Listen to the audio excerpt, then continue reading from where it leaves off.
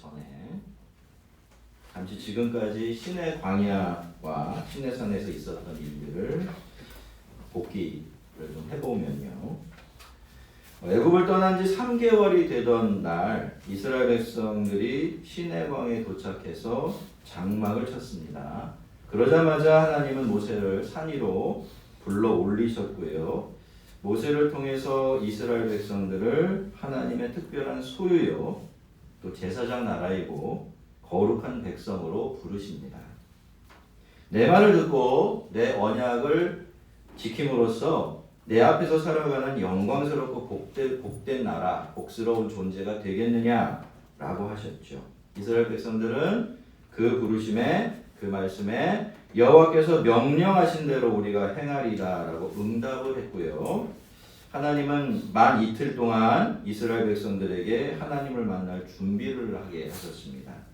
모세는 하나님을 위해서 이스라엘 백성들을 거룩하게 성결했고 이스라엘 백성들은 스스로 자신의 옷을 빨았습니다. 그리고 3일째 되던 날 아침에 하나님께서는 우레와 번개, 빽빽한 구름, 불과 연기 속에서 천지를 흔드는 이 나팔 소리와 함께 시내산 위에 강림하십니다. 하나님의 부르심을 받고 올라온 모세에게 하나님은 다시 한번 내려가서 백성들이 이 정해놓은 경계를 절대로 넘어오지 못하도록 단도리를 하라라고 하셨고 모세는 내려가서 그대로 하게 되죠. 그만큼 죄인이 하나님 앞에 서고 또 피조물이 창조주 앞에 서는 일은 조심스럽고 위험천만한 일이었던 것이죠. 여기까지가 출애굽기 19장까지 내용이고요. 20장에 와서는 드디어 하나님께서 이스라엘 백성들에게 이제 십계명을 주시는 장면이 이어지는데 사실 이 출애굽기 전체를 통틀어서요. 하나님께서 이스라엘 백성들에게 직접 어떤 말씀을 하신 적은 단 한 번도 없었습니다. 그것이 아무리 간단한 말씀이라고 해도 늘 모세를 통해서 이스라엘 백성들에게 말씀을 전하게 하셨어요. 그런데 유독 이 십계명을 주실 때는요. 하나님께서 이스라엘 백성들에게 직접 말씀하십니다. 무슨 뜻일까요? 그것은 이 말씀이 이스라엘 백성들에게 그만큼 중요하다라는 뜻이겠죠. 하나님께서 이 말씀에 그만큼의 중요한 무게를 두고 계신다라는 그런 뜻이 될 것입니다. 그 사실을 알려주시려고 이 말씀만큼은 모세라는 중보자를 통하지 않고 직접 들려주신 겁니다. 그렇게 하나님은 이 십계명 말씀만큼은 그들이 자신의 귀로 직접 듣고 받고 고개를 끄덕인 그런 하나님의 말씀이 되게 하셨던 거죠. 자, 그렇게 해서 이 특별한 10개의 말씀이 이스라엘 백성들이 지켜야 될 원리가 되고 법이 되어지게 되는데요. 이 계명들은 하나하나 개별적으로 살피는 일도 굉장히 중요하지만 전체적인 틀을 좀 살펴보는 일도 굉장히 중요합니다. 왜냐하면 이 10개의 빛나는 보석들은 그 큰 틀 위에서 가장 빛나는 그런 모양을 하고 있기 때문이에요. 저는 오늘 뭐 계명이나 율법이나 십계명이나 이런 이야기를 이런 단어들을 사용을 하겠지만 여러분을 들으실 때는 그걸 그냥 하나님 말씀 전체로 이렇게 좀 확장시켜서 들으셔도 괜찮을 것 같습니다. 물론 십계명 자체만 해당되는 특별한 것들도 있으니까 주의 깊게 들으시고 여러분을 위한 하나님의 말씀으로 그렇게 받으시면 좋겠습니다. 첫째로 십계명에는요 하나님께서 이스라엘 백성들에게 주신 최대한의 요구가 아니라 그들이 지켜야 될 최소한의 원칙들이 들어 있습니다. 그러니까 하나님께서는 이 말씀 주시면서 이 10가지만 지키면 된다라고 하신 것이 아니라 최소한 이 10가지는 꼭 지켜야 된다 이렇게 말씀하신 거예요. 물론 앞으로도 하나님께서는 이스라엘 백성들에게 다른 율법들도 많이 주실 겁니다. 자, 근데 여러분 율법이 굉장히 많아요. 어마어마하게 분량이 방대하죠? 그래서 그거 다 지키려면 어떻게 해야 돼요? 다 외우고 있어야 되죠. 그리고 각각의 율법 조항별로 이건 어떻게 하면 지키는 것이 되고 어떻게 하면 어기는 것이 되고 그렇죠? 요거 다 알고 있어야 그 율법을 비로소 다 지킬 수가 있게 돼요. 근데 그게 쉽습니까? 어렵습니까? 그렇죠. 불가능하지는 않아도 쉬운 일이 아니에요. 자꾸 실수할 수가 있는 거죠. 자, 그래서 하나님께서는 10개의 계명을 주신 것입니다. 10개는 얼마든지 외워둘 수가 있죠. 그리고 외워놓았다가 끄집어내서 내가 지금 이런 상황에 있는데 이러이러한 10개의 법들이 있고 이것이 내가 지켜야 될 삶과 신앙의 원칙이라고 한다면 이걸 근거로 해서 나는 이때 어떻게 해야 되지? 라고 물을 수가 있어요. 그렇죠? 그렇게 거기에 맞는 답들을 찾아낼 수가 있는 것입니다.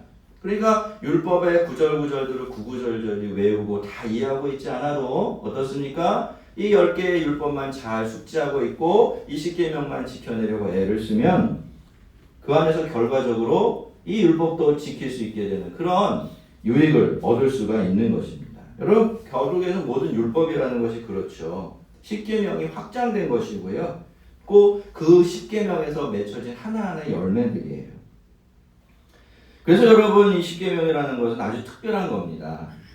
10계명은 하나님의 백성들이 지켜야 될 최소한의 원칙들을 규정하고 있으면서 동시에 그 최소한의 원칙들을 지켜냄으로써 모든 율법을 지킬 수 있게 해주는 그런 역할을 하기 때문이에요. 이 10가지만큼은 꼭 지켜야 돼 라고 하셔서 우리가 끙끙거리며 그 말씀을 지키려고 애를 쓰다 보면 모든 율법을 다 지키게 되는 것. 하나님을 사랑하고 또 이웃을 사랑하면서 살 수 있도록 우리를 이끌어 주는 것. 그것이 바로 하나님께서 주신 이 10계명입니다. 그리고 두 번째로 10계명이 법으로서의 강제성과 구속력을 가지고 있는 것 사실이지만요. 그렇다고 해서 이 계명에 순종하는 그 사람을 종으로 만들어버리거나 속박하지가 않아요.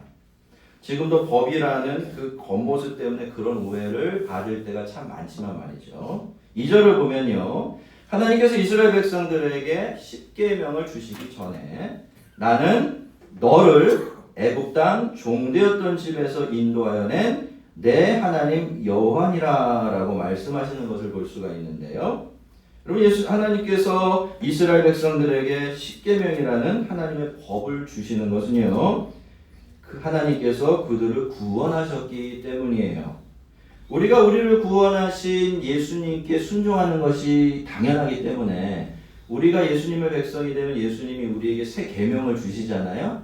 그것과 똑같이 하나님께서 이스라엘 백성들 애굽의 그 소나기에서 건져내신 구원자이시기 때문에 구원자이고 왕으로서 자기 백성들에게 당연히 그 율법의 말씀을 주신 겁니다. 그것이 율법을 먼저 말씀한 10계명을 주신 첫 번째 목적이라고 한다면 또 하나의 이유가 있어요. 굉장히 중요한 건데요. 우리가 2절을 보면요. 하나님께서 당신을 우리에게 소개하실 때 뭐라고 이야기합니까? 나는 너를 애굽 땅 종되었던 집에서 인도하여 낸 내 하나님 여호와라 라고 말씀하세요. 자, 이것이 여호와께서 이스라엘 백성들 한 사람 한 사람의 하나님이 되어주신 방식이었죠. 하나님은요, 다른 방법이 아니라 애굽에서 노예로 살고 있었던 사람들을 해방시켜 주시고 그들에게 자유를 주심으로써 그들의 하나님이 되셨고, 자, 이 다음이 중요한데 지금 하나님은 그렇게 자유로워진 사람들에게 그들에게 자유를 주신 분으로서 이 10계명의 말씀을 주고 계시는 것입니다. 그래서 여러분, 10계명은요 종들의 법이 아니에요. 묶어놓고 속박하려고 주신 법이 절대로 아니라는 겁니다.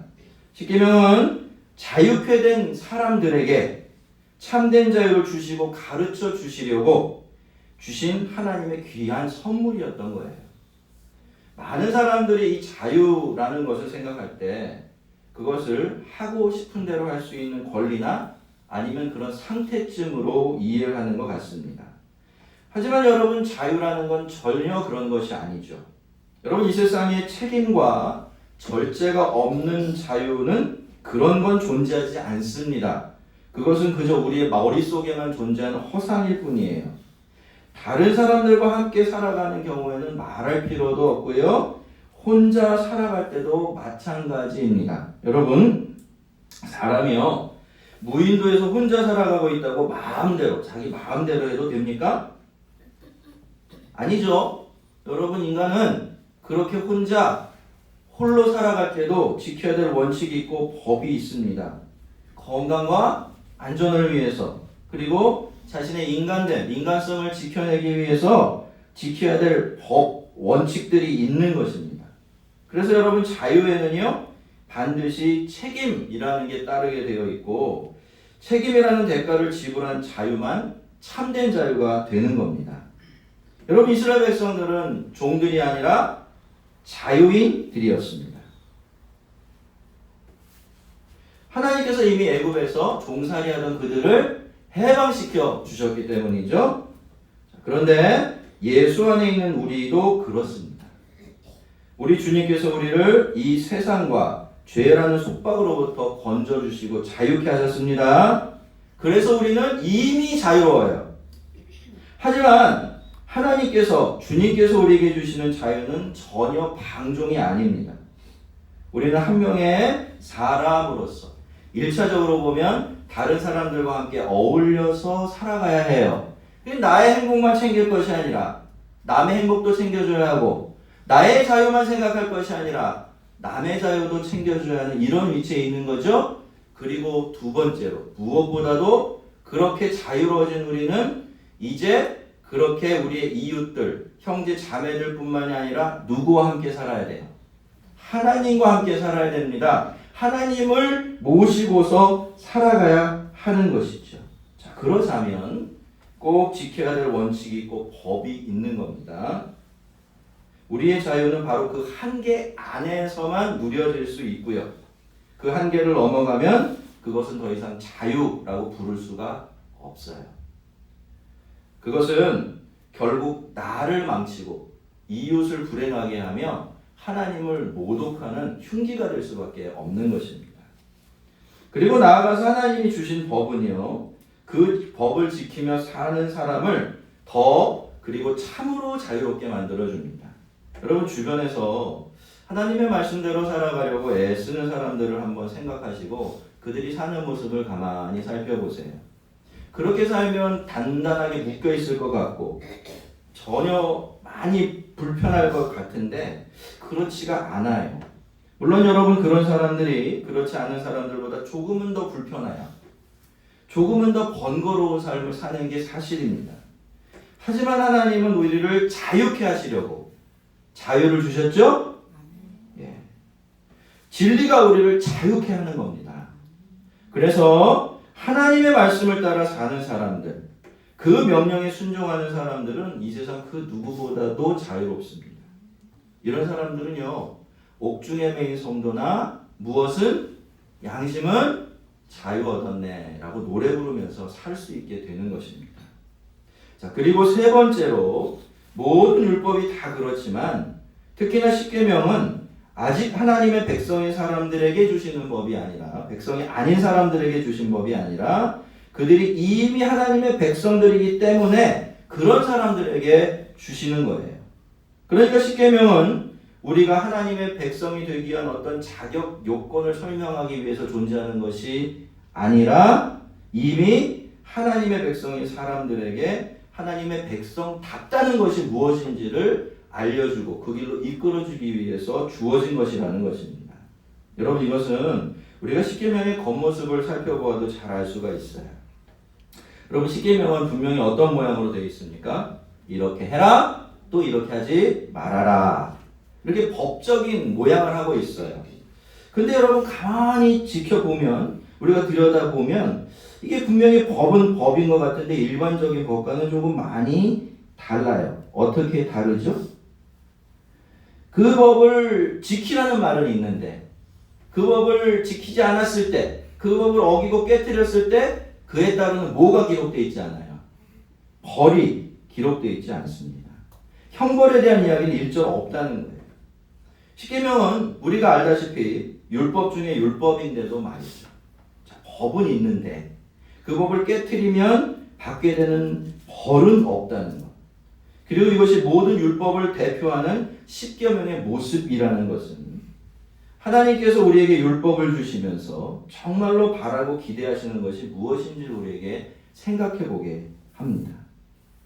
여러분, 하나님은요, 우리가 율법을 지키기 위해서 율법을 지키는 사람이 되는 것 원치 않으십니다. 벌을 받을까봐 두려워서 하나님의 말씀대로 살아가는 그런 자리에 머물러 있는 건 더더욱 원치 않으세요.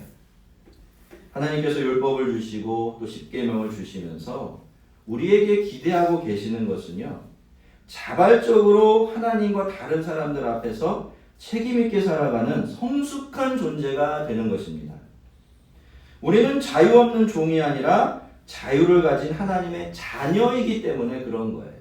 여러분 그냥 살아가는 모습, 하는 행동만 놓고 보면요, 종들이 자녀들보다 훨씬 더 바르고 온전하게 살아갈 수도 있어요. 그렇지만 종과 자녀, 자녀와 종 사이에는 엄청난 차이점이 하나 있습니다. 그게 뭘까요? 자녀들에게는 뭐가 있어요? 자유가 있어요. 종들에게는 자유가 없습니다. 그래서 자녀들은 자신의 성숙함을 위해서 또 아버지의 기쁨을 위해서 자발적으로 아버지의 뜻을 행하지만 반면에 종들은 그렇게 하지 않죠. 그렇죠? 종들은 어떻게 해요? 주로 가끔씩 아주 훌륭한 종들도 있지만 대부분의 종들은 그저 눈치만 보죠. 어떻게 하면 우리 주인님 비위 안 건드려서 좀 좋은 거 얻고 벌 받지 않을까? 그게 그 사람들, 그 종들의 행동의 동기가 되어 있다는 겁니다. 그래서 여러분 하나님의 백성들은요, 이렇게 해야 된다, 저렇게 하면 안 된다, 뭐 이런 이야기를 들을 때요, 꼭 그렇게까지 해야 하나? 이런 질문하면 절대로 안 됩니다. 그런 수준에 머물러 있으면 안 되는 거예요. 물론 여러분 구체적으로 무엇을 하고 어떻게 해야 할지 하는 것은 그 판단은 각자가 하는 겁니다.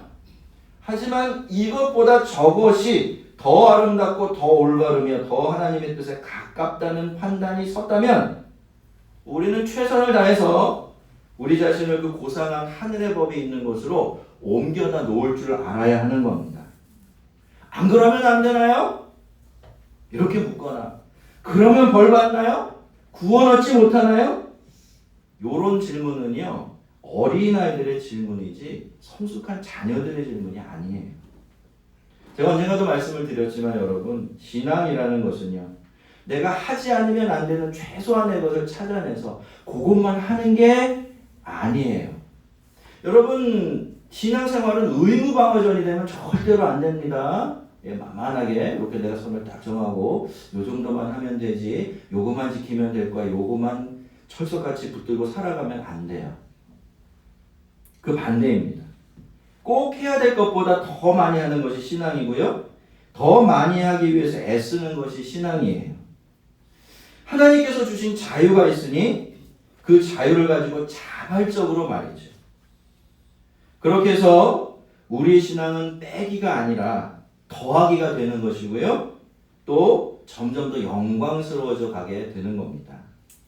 이제 마지막으로 하나님께서 이스라엘 백성들에게 이 계명을 주실 때 내가 너에게 주시는 그런 말씀으로 주셨는데요, 여기에도 굉장히 중요한 이유가 있습니다. 여러분, 하나님은 지금 이스라엘 백성들이라는 다수의 사람으로 이루어진 공동체 앞에서, 모임 앞에서 이 말씀을 하고 계세요. 그렇다면 하나님께서 이 말씀을 하실 때 어떤 단어들을 사용해야 되겠죠?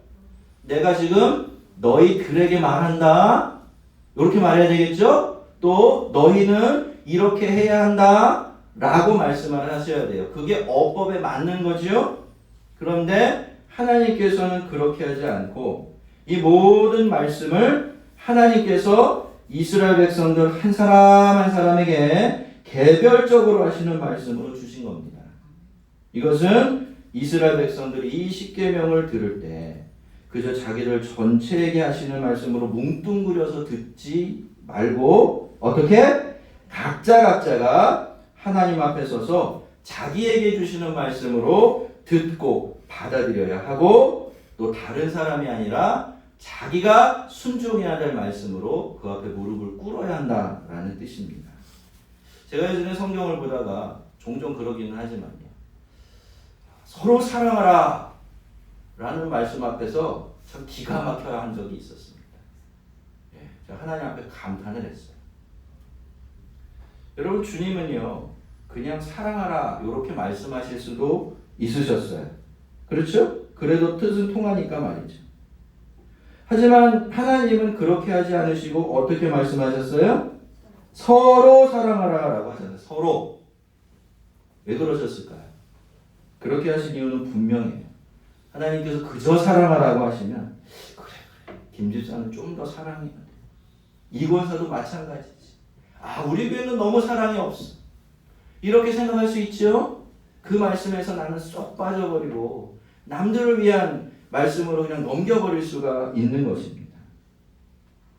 그래서 하나님께서는 십계명을 주시면서도 그렇게 하신 것입니다.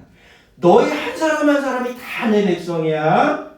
지금 나는 다른 누가 아니라 내 백성이 바로 너에게 한 사람 한 사람에게 묻고 있는 거야. 말하고 있는 거야 라고 말입니다. 그렇게 이 모든 말씀들을 하나님께서 나의 주시는 말씀으로 듣고 응답하게 되어질 때 이스라엘 공동체 전체도 그 말씀의 능력과 은혜 안에 있는 하나님의 나라가 될 수 있기 때문에 하나님이 이 말씀을 주실 때 당신께서 우리들에게 주시는 말씀이 아니라 내가 너에게 주시는 말씀으로 그렇게 주신 것입니다. 성도 여러분, 하나님의 모든 말씀은요 우리 모두에게 주시는 겁니다. 하지만 그 모든 말씀들은 동시에 나에게도 주시는 말씀이에요. 우리가 그 말씀을 나에게 주시는 말씀으로 믿을 때 그 말씀은 비로소 우리를 위한 말씀이 될 수 있고요. 또 세상을 위한 말씀도 될 수가 있는 겁니다. 여러분, 우리가 착각하는 게 있어요. 좋은 게요 따로 있는 게 아니에요. 좋은 교회가 따로 있습니까? 좋은 성도가 따로 있나요? 따로 있기 때문에 우리가 맨날 그 파랑새 찾아다니듯이 그렇게 쫓아다니고 다녀야 되나요? 아니에요, 여러분. 내가 교회고 내가 하나님 나라예요. 그걸 알아야 돼요. 좋은 곳에 있고 싶으면 내가 좋은 사람이 되어야 하는 겁니다.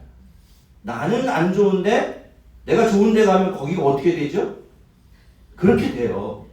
처음엔 좋았는데 나중에 보면 안 그래요. 누구 때문에? 좋지 않은 나 때문에. 그래서 내가 좋아지지 않으면 온 세상은 좋을 수가 없는 거예요. 왜 하나님께서 우리에게 이 귀한 십계명의 말씀을 주실 때 내가 너에게 하는 말씀으로 주셨는지 아시겠지요?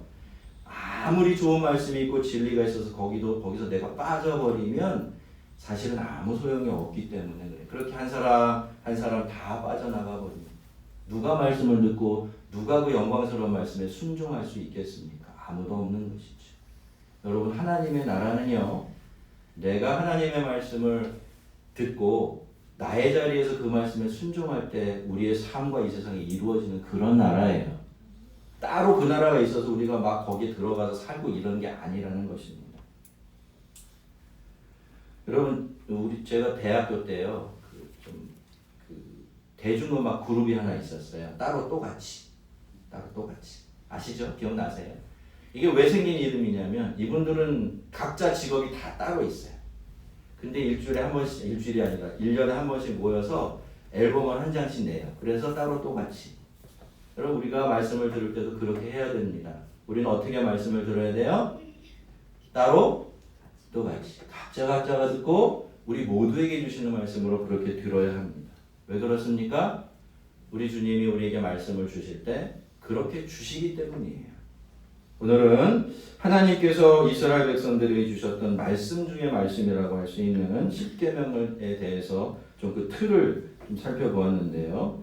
첫째로 십계명은 우리를 향한 하나님의 최소한의 요구입니다. 하지만 그 계명들을 지킴으로써 모든 율법을 지키게 되는 그런 것이에요. 그리고 둘째로 십계명은 우리를 속박하는 것이 아니라 자유롭게 합니다.